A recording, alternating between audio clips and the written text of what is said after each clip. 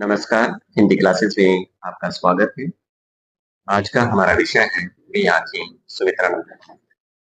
प्रस्तुत कविता एक प्रगतिशील कविता है। इस कविता में भारतीय किसान की दयनीय दशा और उस पर हुए अत्याचारों का वर्णन किया गया है।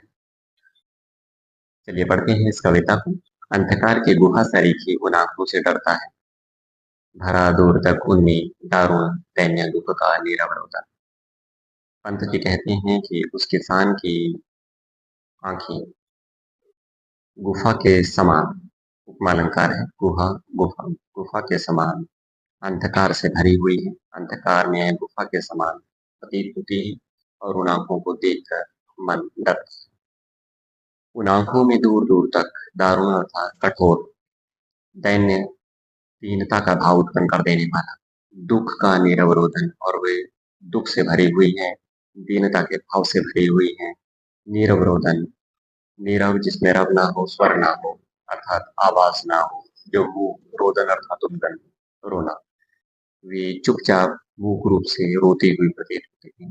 पंत जी कहते हैं कि उस किसान की आंखें अंधकार में गुफा के समान प्रतीत होती हैं और आंखों को देखकर डर लगता है। उन आंखों में दूर दूर तक कठोर दीनता का भाव भरा हुआ है। वे दुख से भरी हुई है और निर्विरोधन करती हुई प्रतीत होती है। उस किसान के अतीत का वर्णन करते हुए पंत जी कहते हैं, वह स्वाधीन किसान रहा, अभिमान भरा आंखों में इसका, छोड़ उसे मझधार आज संसार का गार सदृश है किसका। ऐसा नहीं है कि यह किसान ऐसा ही था।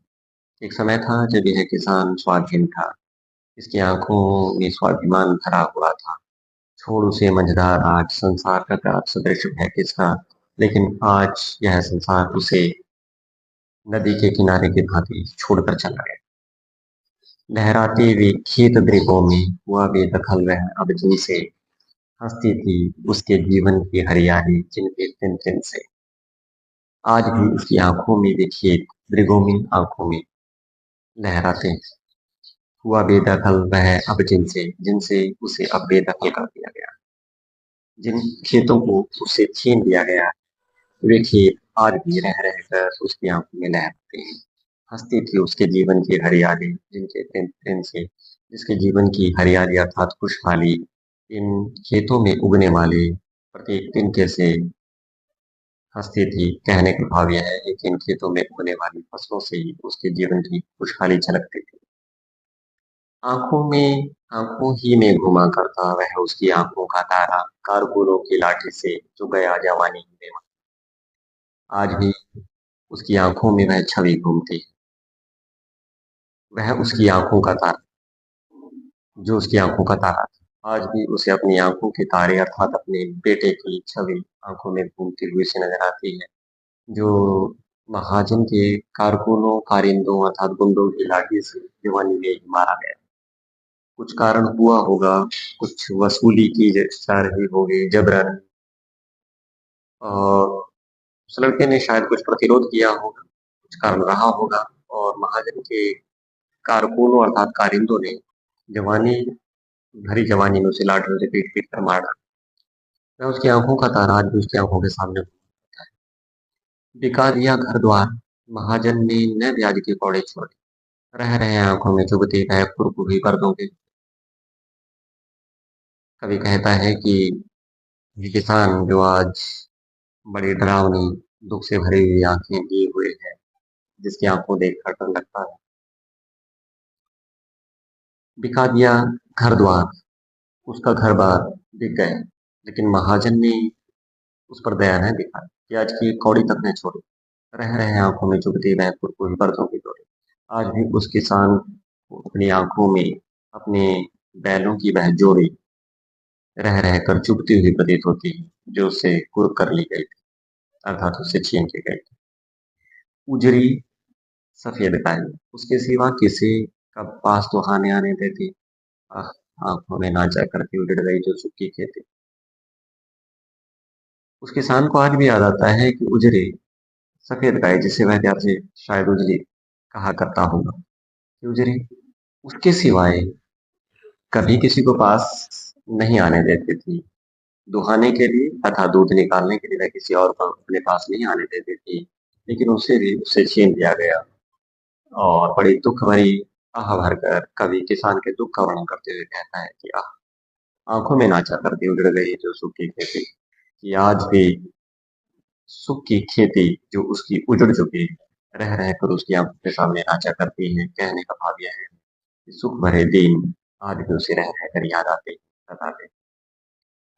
बिना दवा दर्पण के घर में स्वर्ग चली, आंखें आती भर, देख रेख के बिना दुखों की बिटिया 2 दिन बाद गई मर। बिना दवा दर्पण के, बिना दवा दारू के घर में अर्थात घर वाले गृह स्वर्ग स्वर्ग से हार गई, आंखें आती भर। और यह दृश्य जब उसे याद आता है तो उसकी आंखें भर आती है। देख रेख के बिना दूध मुही बिटिया, और उसकी दूध मुही बिटिया बिना देख रेख के, यानी देख रेख के अभाव उसके 2 दिन बाद मर गए। उसके घर वाले बिना दवा दारू के स्वर्ग से हार गए। इस दृश्य को याद करके उसकी आंखें भर आती है। और यही नहीं, बिना देख रेख के अभाव में उसकी दूध मुही बिटिया भी 2 दिन बाद स्वर्ग से हार गई। घर में विधवा रही पतो लक्ष्मी थी, यद्यपि पति खातिर। घर में पतो पुत्र वधू विधवा थी, यद्यपि वह लक्ष्मी थी, लेकिन फिर भी उसे पति खातिन कहा जाता था। पकड़ मंगाया कोतवाल ने। पति खातिन शायद इसलिए कहा जाता था क्योंकि उसके पति को मार दिया गया। और भारतीय समाज में प्राय है पति के जल्दी स्वर्ग से धारने पर पत्नी पर ही दोषारोपण किया जाता है। तो कवि कहता है कि घर में यद्यपि विधवा पुत्र वधू थी और वह साक्षात लक्ष्मी के समान थी, लेकिन फिर भी उसे पति खातिन कहा जाता था। पकड़ मंगाया कोतवाल ने, और कोई दोषारोपण करके एक दिन उसे कोतवाल ने बुला लिया। और बीच में जो बात है उसके विषय में कोई प्रकाश नहीं डाला गया है। शायद उसके ऊपर कुदृष्टि डाली, कोई दुराचार किया, और उसके पश्चात शर्म से लाज से वह कुएं में डूब कर एक दिन जान गंवा बैठी, एक दिन मर गई। खैर, पैर की जूती जोरू न सही एक दूसरी आती, पर जवान लड़के की शुद्ध कर सांप लौटते फटती छाती। खैर, भारतीय समाज है, जोरू को यहाँ पर पैर की जूती के समान समझा जाता है।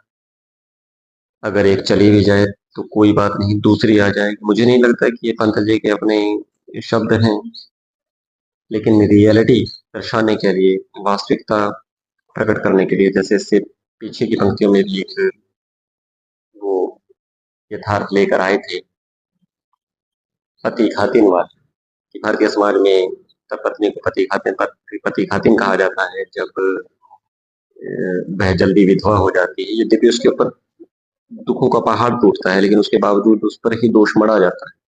ठीक ऐसे ही भारतीय समाज में ये भी एक मान्यता मानी जाती है कि अगर पत्नी गुजर जाए तो कोई खास दोष नहीं लगता, कोई खास नुकसान नहीं होता, कोई हानि नहीं पहुंचती।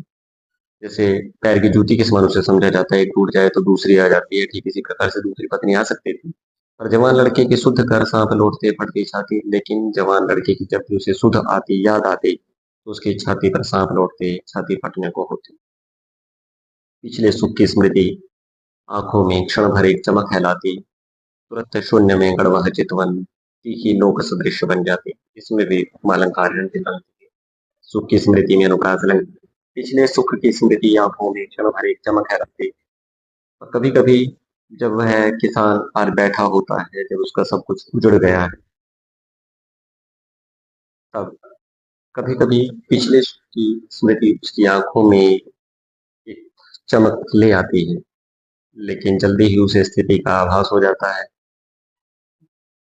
वास्तविकता में वापिस वह आ जाता है, और तुरंत उसकी जो चितवन है वह शून्य में गड़ जाती, और एक तीखी नोक सदृश बनकर उसे सीने में गड़ जाती।